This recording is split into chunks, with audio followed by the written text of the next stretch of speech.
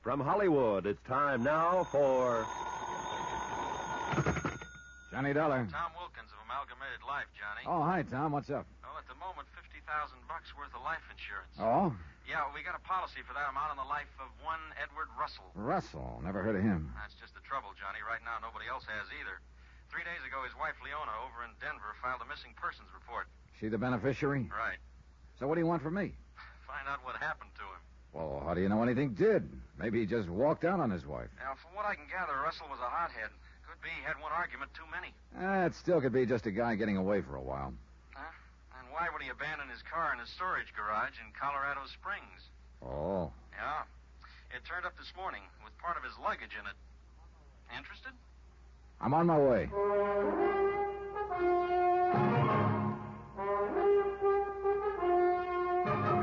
Tonight and every weekday night, Bob Bailey in the transcribed adventures of the man with the action-packed expense account, America's fabulous freelance insurance investigator. Yours truly, Johnny Dollar.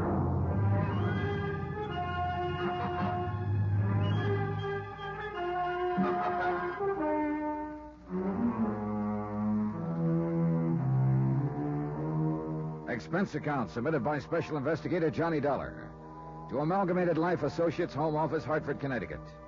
Following is an accounting of expenses incurred during my investigation of the Crystal Lake matter.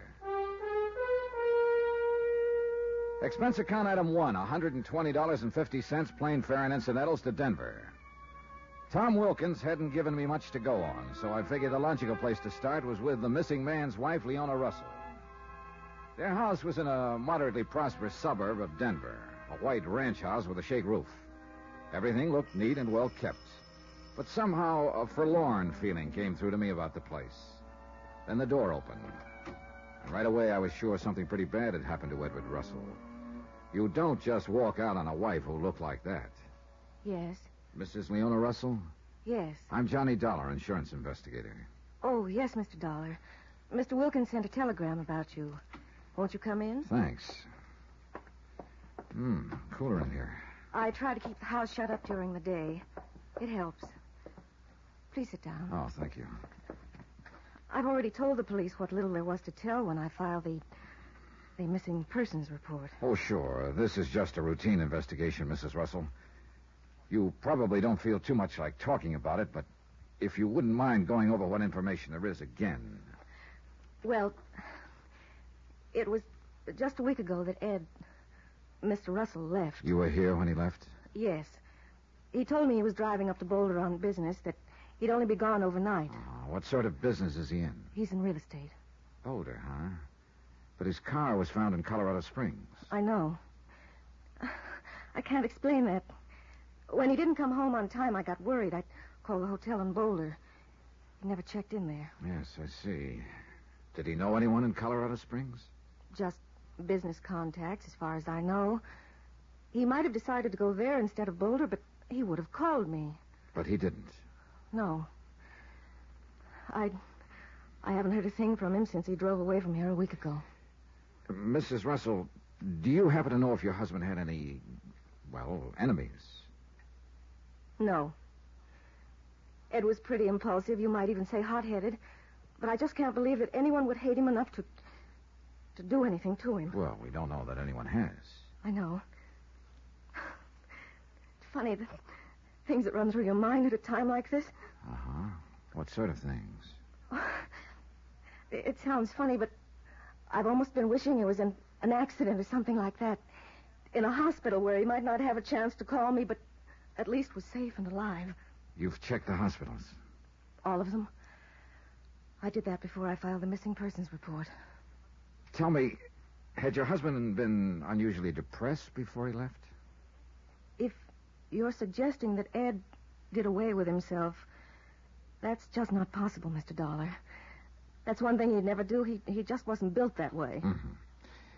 Everything was fine between you two. Yes. Of course, we'd had disagreements, arguments in the 6 years we've been married. Who hasn't? But nothing serious.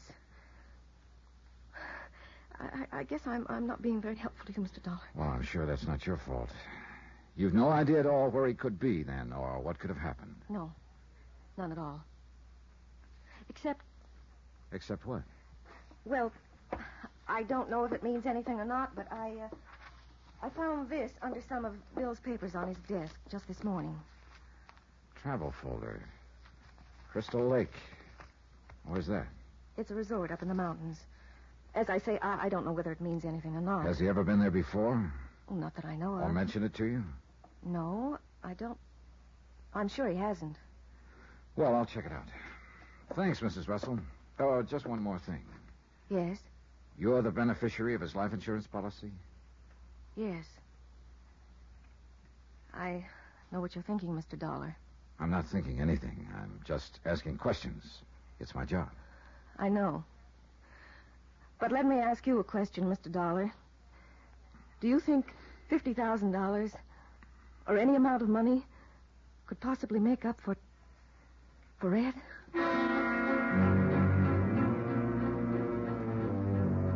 One thing about my job, you have to ask such nice questions sometimes.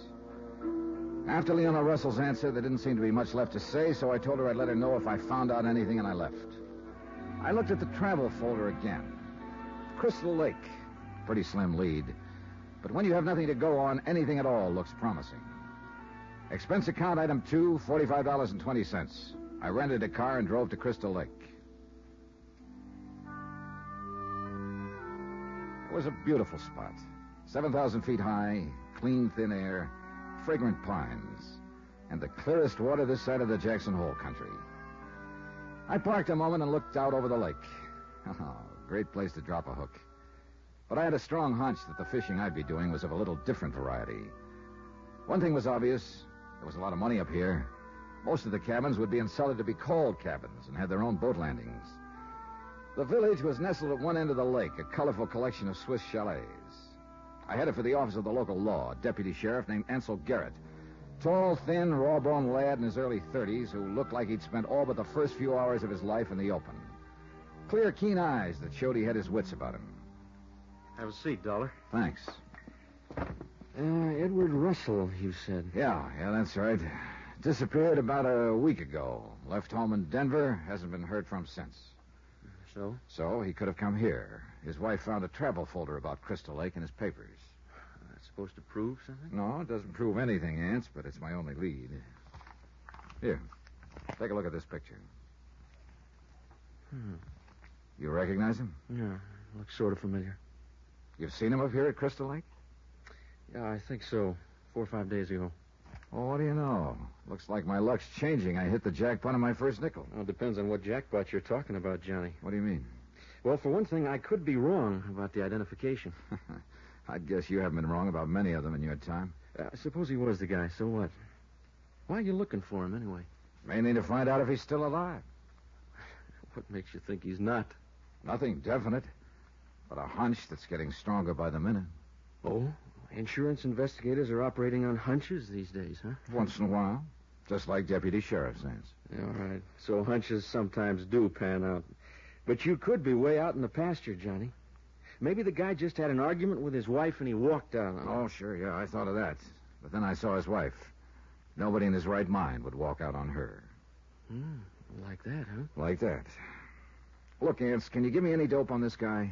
No, not much. He came to see me about 5 days ago. Why? Mainly to ask me a silly question. Silly? Yeah. He asked me if there was a guy named Bill around Crystal Lake somewhere. Oh, I take it there's more than one. Yeah, fistful, Johnny. Bill Cullen, who tends bar at the hotel. Bill Jensen, who runs the boathouse. Bill Pickens, who clerks at the hardware. Yeah, okay, I get the idea. I take it Russell didn't know which Bill he wanted, huh? Nope. Well, at least I know he was here at Crystal Lake now. You haven't seen him since, huh? Yeah, just once. Oh? That same night. He was in the bar at the hotel talking to Betty Norton. Who's she? Heiress to the Norton estate. Mining. She's got a big place on the other side of the lake near Lookout Point. Know anything about her? Phew, all I want to. Oh. She travels at a pretty good clip. Oh, I see. Well, thanks for the information, Ants. Yeah, what are you going to do now? Try to find Edward Russell. Alive or otherwise. That hunch of yours still operating? It hasn't gotten any weaker. Oh, just one thing, Johnny. This is a pretty high-grade resort here. Things are nice and peaceful. I like to keep it that way. Sure. So don't go off half-cocked, huh? For instance? For instance, don't start accusing anybody of murder unless or until you find a body. And if I do find a body? Oh, then looks like we'll have to start doing a little accusing. I left Ansel Garrett's office and walked around the village. All I knew so far was that Edward Russell, or somebody who looked like him, had been in Crystal Lake several days ago, inquiring about a man named Bill, and that he'd been at the bar with a dough-heavy girl named Betty Norton. There were a flock of Bills in town, but there was only one, Betty Norton, so I decided to start with her. I drove around the lake to her home, an elaborate lodge-type place that sprawled along the shore. Betty was down on her boat dock in a bathing suit, and she was a pretty elaborate-looking job herself. I was just going for a swim. Come on, join me. Oh, I'm sorry, Miss Norton. I'm not equipped at the moment. Oh, there's some trunks in the dressing room. Yeah, well, look, I'd like to talk to you about something, But I don't feel like talking right now. I feel like swimming. But this is important. It's about... So is swimming. If you want to talk to me, you've got to go swimming first. Okay, we'll play it your way. That's the only way I ever play it, Mr. Dollar. So we went swimming, and I swam hard, but mainly to keep from freezing to death. The water should have been accused by the feel of it, but Betty seemed to think it was normal. After a while, we climbed back onto the landing. Wonderful, huh? Here's a towel. Oh, it's great, sure. Only about 20 degrees too cold. Woo. Makes the sun feel better. Yeah. Hot and cold, Johnny. Contrast. That's what puts the charge in life. Is it? I wouldn't know. Hey, look, do you mind now if I ask you a couple of questions? Go ahead. You know a man named Edward Russell? I don't think so. I think you do. You had a drink with him at the hotel several nights ago. Sure, this I do once in a while. Am I supposed to remember all of them? This one might have mentioned he was looking for a guy named Bill. Oh, I remember now. He thought the bartender might be the one he was looking for, Bill Cullen. So what happened? How should I know? I left. You haven't seen Russell since? Nope. Haven't missed him either. Oh, great. And for this kind of information, I practically freeze to death in the ice trough you laughingly call a lake. Maybe your trip wasn't a waste of time after all, Johnny. Oh. We met. Well, What do you do with your spare time? Well, A, I don't expect to have much, and B, isn't that sort of a leading question? I'm pretty good at leading. You must have trouble finding guys to dance with, huh? Why don't you try it sometime? Huh? I left on that, feeling like a fly who spotted the web at the last moment. And right now I was feeling just about as useless as a fly, too. I wasn't getting even close to locating Edward Russell. I went back to my room and the phone was ringing. Johnny Dollar. Ansel Garrett, Johnny, Sheriff's Office. Oh, hi. Well, you can quit looking for Russell. We found him. Well, that's good news. Is it? He's dead.